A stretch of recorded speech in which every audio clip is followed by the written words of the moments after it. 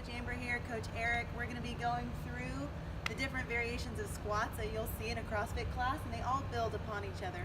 So the very first movement we're going to go over is the foundational movement of the air squat, and it is the foundation going into the front squat and the overhead squat. The air squat is a weight-free, solo body weight movement. Let's go over your setup position. Feet, this is going to be a variable that changes from athlete to athlete.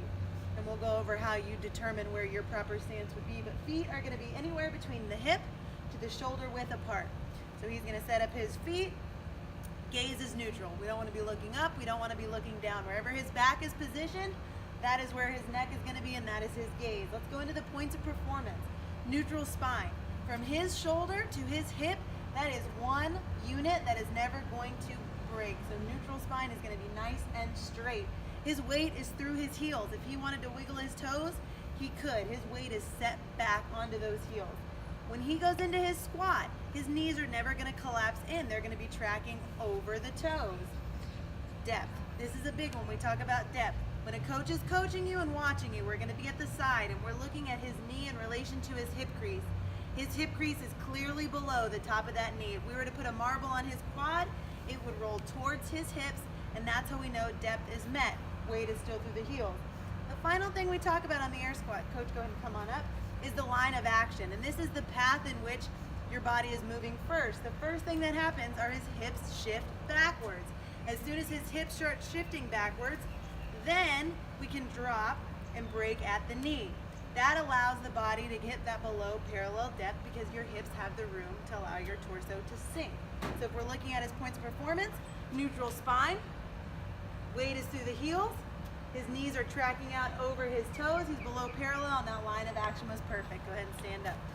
Common faults, loss at the midline. If we start to collapse at the shoulder, round at the back, now we're flat.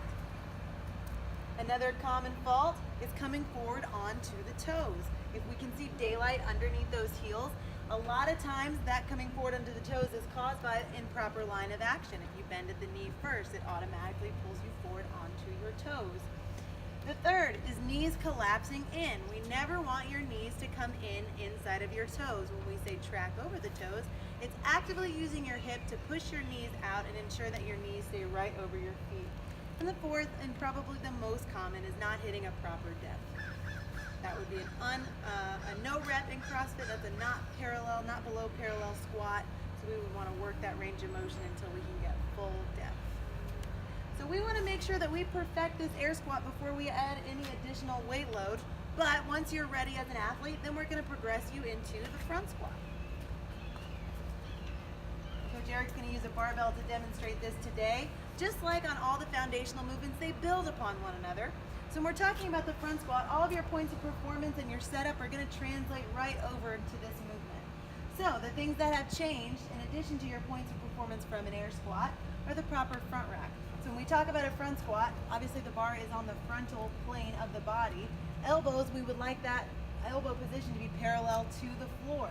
Bar is as close to the frontal plane as possible. That offsets the weight of his body through his heels. When we talk about the front plane, if we were to cut his body in half from the side, we want that barbell to be right over his ankle bones. That's keeping the bar in the frontal plane. Some of the common faults, elbows are starting to drop. What is that going to do? That's naturally going to pull you forward onto your toes, which is what we want to avoid. That's part of the bar coming too far forward off that frontal plane. Let's show a couple good reps, coach. So elbows are nice and high. Hips are shifting back. He's hitting below parallel. Knees are tracking outside of the toes. His weight is through his heels.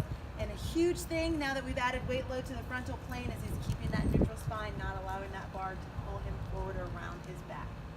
Once we've perfected a squat with a weight load, now we can go into what most people would say is the most challenging variation of a squat, and it is the overhead squat. It's one of the movements and one of the parts of a snatch, which you will get into in CrossFit. The points of performance from your front squat translate right over into the overhead squat. But your front rack now becomes a proper overhead position. That's a point of performance for your overhead squat. And now we introduce for the first time in your squatting series, active shoulders. If Coach Eric were to just hold that bar over his head and not be active, his elbows are going to want to bend, that bar could come crashing down on him. So from here, he's actively pressing up into the bar. Some common faults. an improper overhead position. When Coach Eric's holding this bar overhead, his elbow armpit is up, the bony part is down, and his shoulders are forward, and he's actively pressing up into that weight. Another common fault are bent arms. If you have load over your head and you try to initiate a squat with bent arms, that weight will come crashing down. You won't be able to move any type of load. So once we kind of fix those common faults, the points of performance are still the same. We start with that proper line of action. The hips shift back before the knees break. His weight is staying through his heels. His spine is completely neutral, and his knees are tracking over his toes. Coach, show me one more good rep. So those are your 3 squats that you will see very common in CrossFit. But again, we don't want to teach you to run before we can crawl, so we want to start and progress and make sure that every rep you guys are building upon great technique and great form. If you have any questions, any of the coaches can help you, but these are the basics of your squatting.